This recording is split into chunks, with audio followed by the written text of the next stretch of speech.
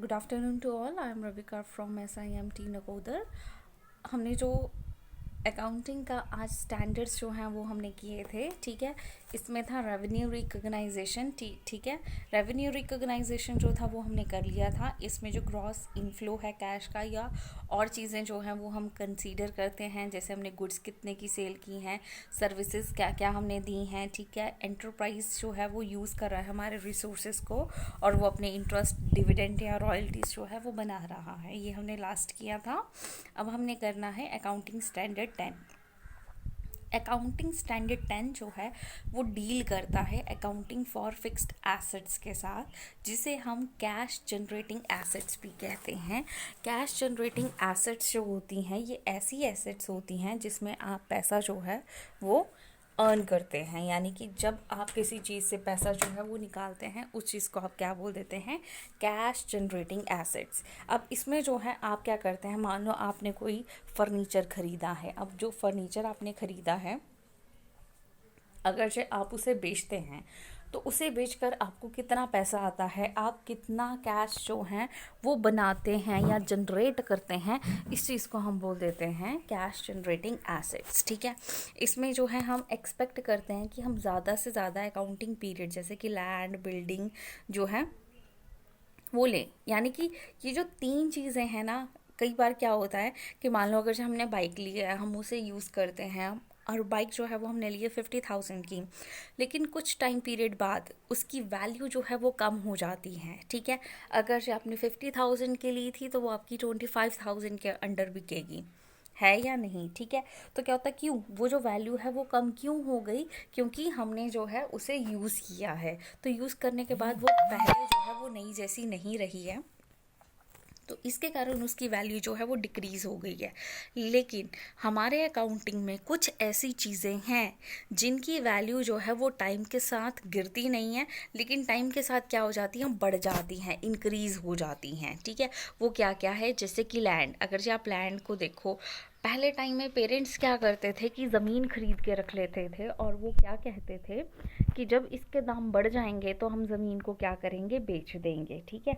यानी कि उन्होंने क्या किया कि अगर हम आज लैंड खरीदते हैं तो आने वाले 5 या 10 सालों में जो भी हमारी लैंड है उसकी जो वैल्यू है वो कम नहीं होगी, उसकी जो वैल्यू है वो क्या हो जाएगी, बढ़ जाएगी। अगर जो हम बिल्डिंग्स की बात करते हैं, अगर जो हम बोलते हैं हम 10 लाख में घर बना रहे हैं, 5 लाख में घर बना रहे हैं, लेकिन एक टाइम पीरियड के बाद उस घर की वैल्यू जो है वो कितने में होगी, 15 लाख, 20 लाख, 25 लाख या 30 लाख। तो वो क्या है, बिल्डिंग की वैल्यू भी जो है वो क्या हो रही है, इंक्रीज हो रही है।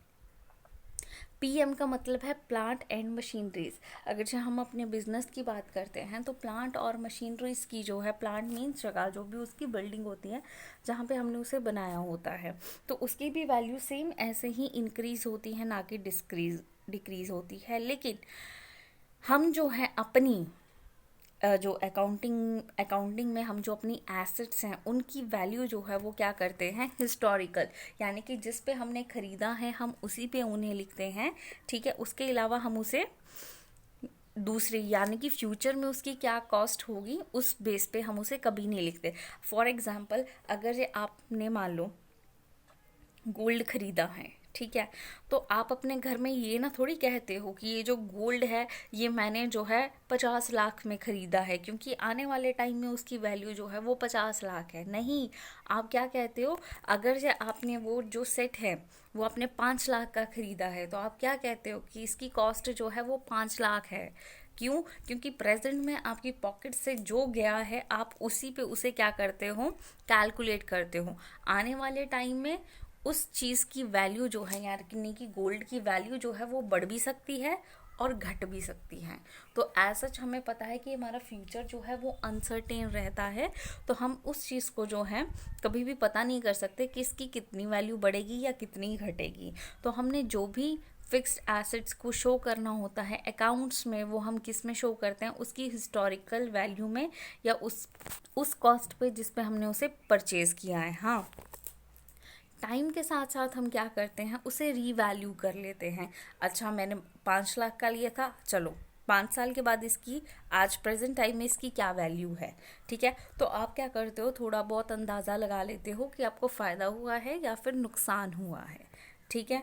नेक्स्ट जो है वो है अकाउंटिंग स्टैंडर्ड 11, जिसमें effect of change in forex rates. अब इफ़ेक्ट जो है चेंज इन फॉरेक्स रेट्स में क्या क्या है, इसमें हमने जो है ट्रीटमेंट्स करनी है। जैसे कैटेगरी 1 है फॉरेन करेंसी ट्रांजैक्शंस को, ठीक है, कैटेगरी 1, 2 और 3। कैटेगरी 1 जो है वो कहती है कि अगर जो हमारे पास कोई फॉरेन ट्रांजैक्शंस आती हैं, जैसे कि हमने उसमें कुछ ख़रीदा या बेचा है, गुड्स या सर्विसेज को, हमने कहीं किसी को पैसे दिए हैं या किसी से लिए हैं फॉरेन करेंसी में, हमने जो है एक्विजिशन या डिस्पोजिशन जो है अपनी एसेट्स की है। एक्विजिशन होता है जब आप कुछ लेते हो, डिस्पोजिशन ऑफ एसेट का मतलब है जब आप कहीं कोई देते हो। तो उसके लिए हमने जो है अकाउंटिंग ट्रीटमेंट्स को कैसे करना है। नेक्स्ट जो कैटेगरी है वो है फॉरेन ऑपरेशंस। पहले था करेंसी ट्रांजैक्शन, सेकंड थी ऑपरेशंस, ठीक है, और थर्ड है कॉन्ट्रैक्ट्स। अब बोलते हैं जो हमारे पास सेकंड कैटेगरी है फॉरेन ऑपरेशंस की, इसमें हमारे पास foreign branch, joint venture, foreign subsidiary, ठीक है। फॉरेन ब्रांच का मतलब क्या है कि जब आप जो है वहाँ पे अपनी जो है ब्रांच खोलते हो किसी के थ्रू, यानी कि आपके पास यहाँ पे है लेकिन आप फॉरेन में भी उस चीज़ को लागू करना चाहते हो। जैसे कि वॉलमार्ट्स जो थे वो फर्स्ट ऑफ ऑल कहाँ पे होते थे, फॉरेन्स में। उसके बाद उन्होंने क्या किया, अपनी ब्रांचेस को विद इन इंडिया खोला, ठीक है। लेकिन कहाँ के फिर उसके बाद है जॉइंट वेंचर। जॉइंट वेंचर का मतलब होता है जहाँ पे मेरे पास आइडिया है लेकिन मेरे पास पैसे नहीं है। आपके पास क्या है, पैसे हैं लेकिन आपके पास आइडिया नहीं है बिजनेस को चलाने के लिए। तो ये दोनों लोग मिलके जब कुछ नया करते हैं, एक का आइडिया और दूसरे का पैसा, ठीक है, तो ये हमारा क्या हो जाता है, जॉइंट वेंचर्स, ठीक है। फॉरेन सब्सिडरी, फॉरेन सब्सिडरी का मतलब क्या होता है, एक होती है जो हमारी मेन कंपनी होती है, उसने जैसे पीएनबी जो है वो एक है लेकिन उसने अपनी branches through out the India जो है वो खोल के रखी है, तो वो जो है वो उसकी क्या है, सब्सिडरी कंपनी है। इसे हम चाइल्ड कंपनी भी कहते हैं, ठीक है। नेक्स्ट जो है वो है फॉरेन एक्सचेंज कॉन्ट्रैक्ट। ये जो है रिस्क मैनेजमेंट के लिए जो है वो बनाया जाता है कॉन्ट्रैक्ट, कि ताकि आप कोई भी ट्रेडिंग या फ्रॉड जो है वो दोनों के साथ ही ना हो, ठीक है। तो ये जो है रिस्क मैनेज करता है, या ये जो है स्पेकुलेशन होता है जो हम धोखाधड़ी करते हैं, ठीक है, बिजनेस में, उस चीज़ को रोकता है। रिस्क क्या होता है, समटाइम आप किसी के साथ, आप किसी फॉरेन के पर्सन को नहीं जानते इतनी अच्छी तरह से, लेकिन आप उनके साथ कॉन्ट्रैक्ट कर रहे हो। अब आपको क्या पता वो बंदा फर्जी है या नहीं।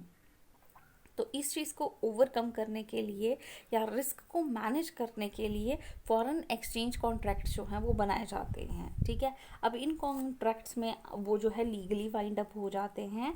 एंड सेकंड थिंग कि जहाँ पे आप उनके ऊपर जो है वो केस कर सकते हैं अगर जो वो फ्रॉड पाते हैं आपको। और दूसरा ही, अगर जो आप कर सकते हो तो आप फ्रॉड के केस में अंदर हो भी सकते हो, या आपके ऊपर एक लीगल एक्शन जो है वो हम ले सकते हैं।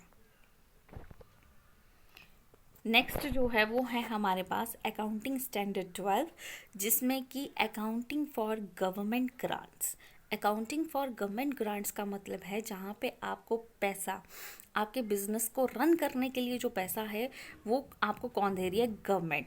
इसका मतलब ये नहीं कि पूरा का पूरा पैसा वो दे रही है, वो आपको जो है क्या करेगी, कुछ पैसा आप अपना लगाओगे और जितने आपके पास कमी है वो उतना आपको प्रोवाइड करवा देगी, ठीक है।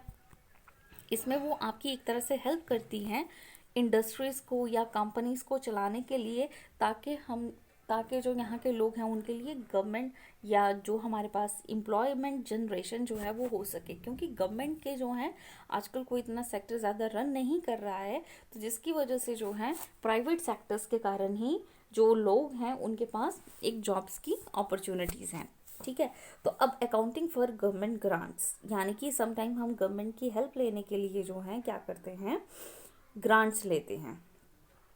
अब इसमें जो है गवर्नमेंट या तो आपको कैश में या फिर काइंड में, जैसे कि वो आपको एसेट्स, प्लांट, मशीनरी, लैंड, ये जो है वो दे सकती है, ठीक है। वो जो है फिक्स्ड एसेट जो कि डेप्रिसिएबल है, जिसकी वैल्यू टाइम के बाद ख़त्म हो जाएगी, ऐसी ग्रांट्स रिलेट करती हैं। या वो क्या करती है, अब देखो गवर्नमेंट आपको किन किन तरीक़ों से फ़ायदा कर सकती है, ठीक है।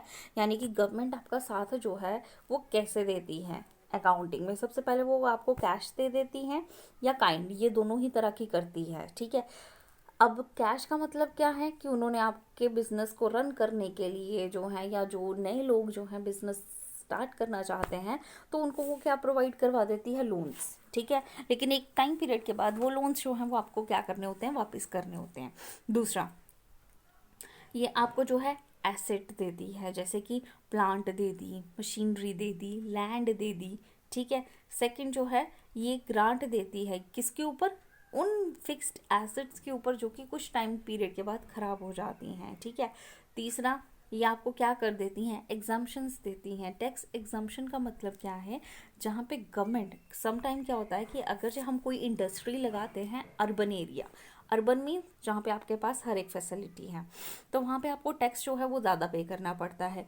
दूसरी साइड अगर से वही इंडस्ट्री आप किसी बैकवर्ड एरिया में लगाते हो, तो आपको जो है टैक्स नहीं देना पड़ता, या आपको जो है बाकियों के मुकाबले जो है कम चीज़ों पे करनी पड़ती हैं, तो इससे आपका प्रॉफिट जो है वो इंक्रीज़ हो जाता है। तो ये जो कुछ चीज़ें हैं ये हमें गवर्नमेंट के द्वारा दी जाती हैं, ताकि गवर्नमेंट जो है वो प्राइवेट सेक्टर को क्या कर सके, बढ़ावा दे सके। अगर जो हम अपने स्कूल कॉलेजेस की बात करते हैं, ठीक है, जो ऐसी स्टूडेंट्स हैं वो पढ़ नहीं पाते, ठीक है, क्योंकि उनके पास जॉब्स नहीं होती, वो उनके पेरेंट्स ज़्यादा पढ़े लिखे नहीं होते, तो सम टाइम अगर जब वो पढ़े लिखे नहीं हैं तो वो आगे बच्चों को कैसे पढ़ाएंगे, ठीक है, क्योंकि उनकी डेली ज़रूरतें नहीं पूरी होती। तो जैसे क्या है, बच्चों के लिए अब गवर्नमेंट क्या करती है, वो स्कॉलरशिप स्कीम्स चलाती हैं, जहाँ पे स्कॉलरशिप अप्लाई करके जो स्टूडेंट हैं वो क्या होता है, कम पैसों में पढ़ सकता है। तो ये क्या है, ये एक तरह की गवर्नमेंट ग्रांट्स है। ये सिर्फ एक एजुकेशन सेक्टर में ही नहीं, ये जो है हमारे इंडस्ट्रियल सेक्टर्स में, ठीक है, उसके बाद गवर्नमेंट सेक्टर्स में, ठीक है, यानी कि गवर्नमेंट जो है वो हर जगह जो है वो हेल्प करती है। तो ये एक तरह का एग्जाम्पल था जो आपको दिया गया, ठीक है। एंड थैंक यू क्लास, आज के लिए इतना ही, बाकी हम नेक्स्ट कंटिन्यू करेंगे। अगर जो कोई डाउट्स हैं आप पूछ सकते हैं। Thank you class.